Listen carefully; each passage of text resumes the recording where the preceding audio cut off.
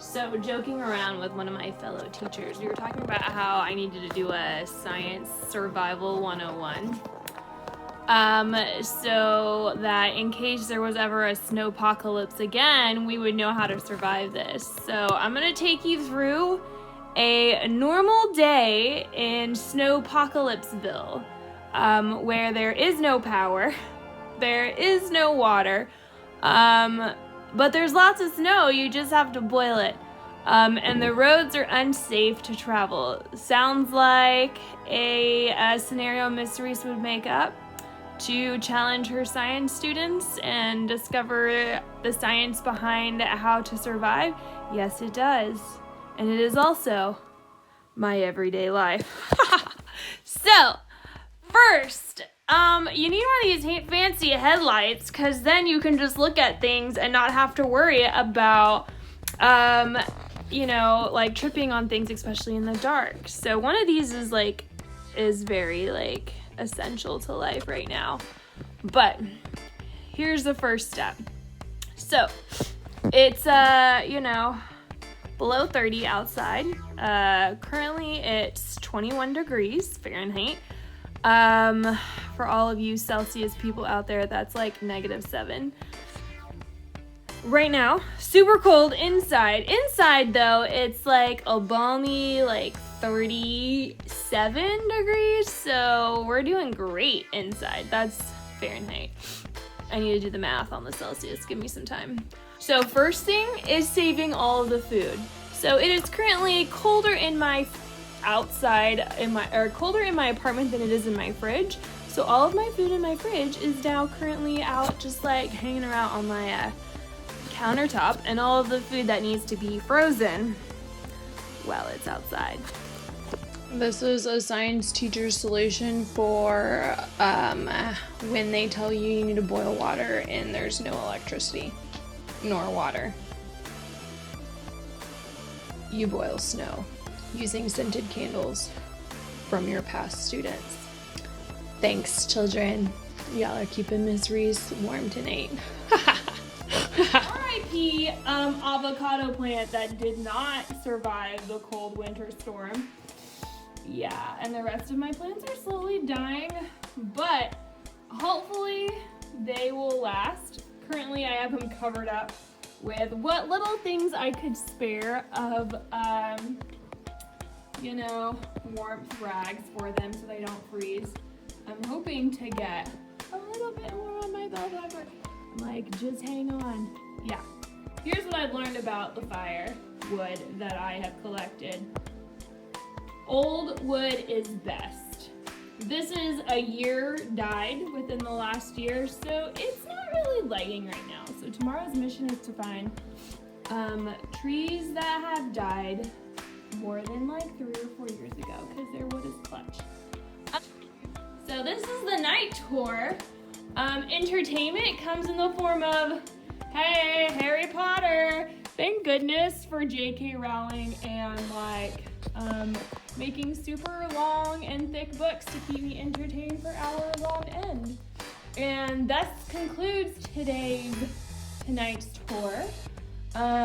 I did just get finished doing my split challenge because one of my wonderful students is using me as her guinea pig in her science fair project. So, woohoo, it's time to stretch. Oh yeah, I forgot to tell you about this super cool flashlight I got.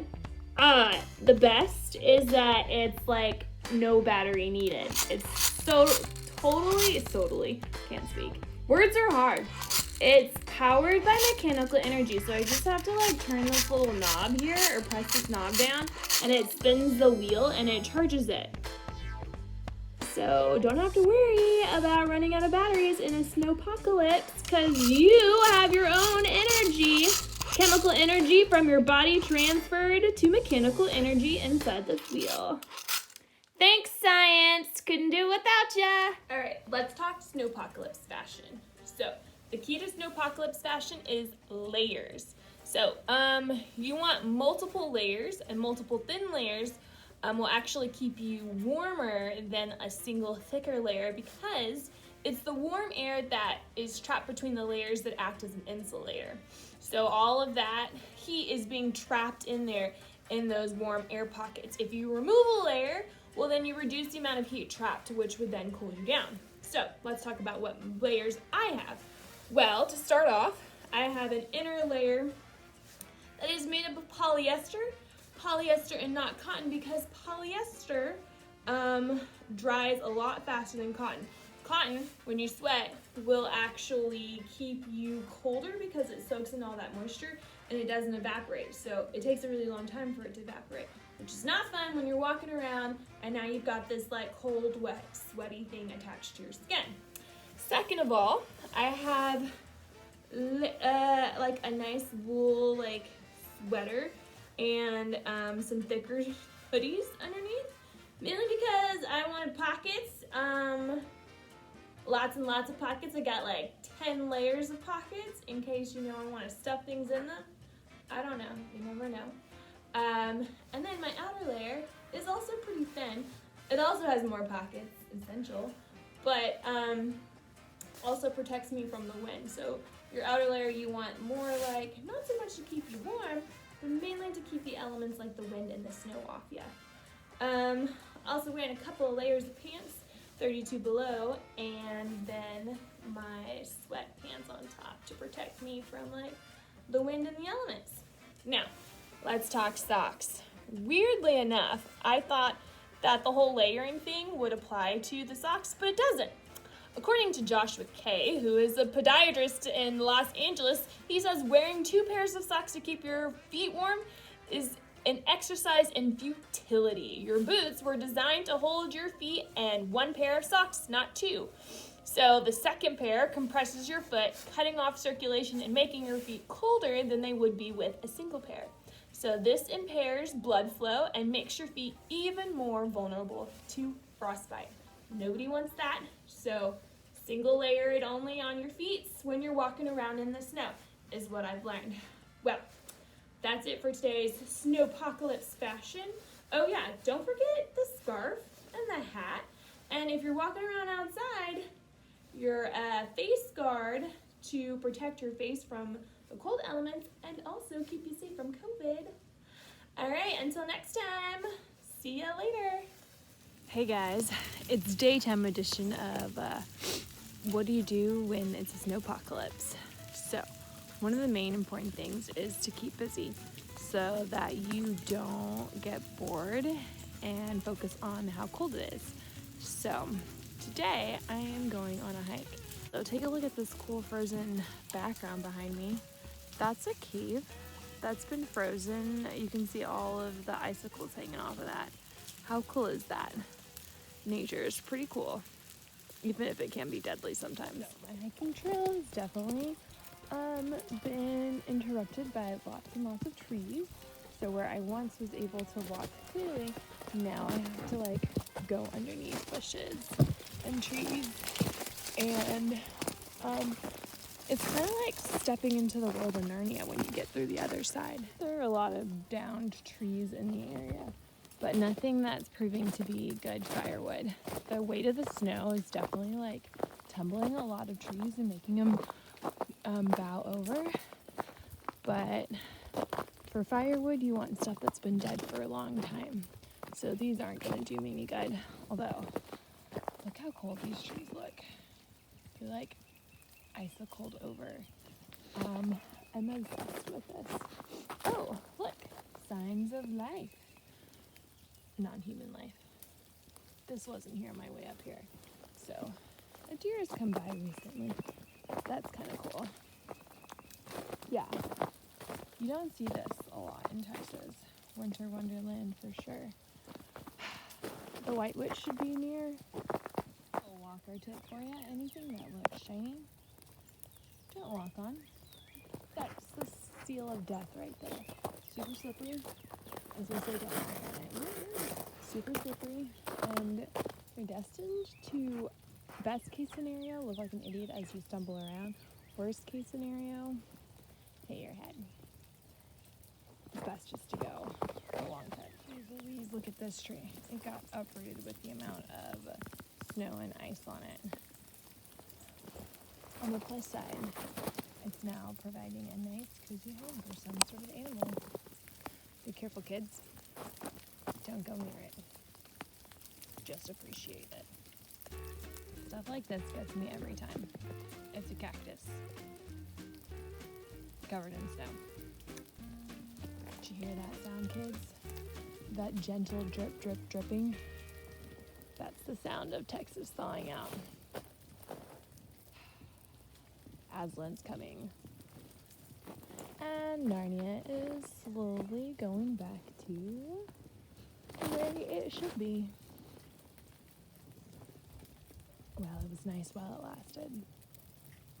Or was it? This right here is why I'm always paranoid to get covered parking. I feel like there's some sort of like engineering flaw they didn't quite think of when they built this. Yeah, they could have used a little bit of tips from the ancient Greeks on how to get their buildings to last so long. A little bit of snow when it's done. And in times of struggle, your car can provide a nice little oasis in the frozen tundra of Texas. You can charge your phone using your carport charger. You can get nice and warm, listen to some news so you have a little connection of what is going on the outside. And as an added bonus, you can watch the neighbors slip and slide their way by. Bonus points, you get to have a classroom in the car. Classroom car? I don't know. I would have to think of a better way to say that. You get to have a Zoom school in the car. Hey! Zooming by, Zoom school? No, there's a pun in there, but it's too early in the morning to like actually think that through. 7 days later, and I finally have electricity again. It's amazing. I will never take for granted again having running water and electricity at the snap of my fingers. Really goes to show how important it is to save our resources and conserve, save electricity, save water. All of these things, we are lucky that we live in a place that we can have it at the snap of our fingers, but not everybody is as lucky. So it's important to do our part, even if it's not a snowpocalypse where we're forced to like save electricity because there is none. We always need to think that and don't take for granted all the wonderful things that we have. Also, just remember, like, be curious out there. Science, like, really helped me out this week, not only keeping me entertained, but also, kind of finding workarounds as to, like, how to survive in the snowpocalypse season. So, thanks, guys, for watching my journey, and until next time, happy sciencing! Frozen bubbles. This is what happens when you put it down. You can kind of see it freezing at the top, but it's hard. Oh, it shattered. It looks like plastic. Kilo. This is a bubble piece right there. Whoa.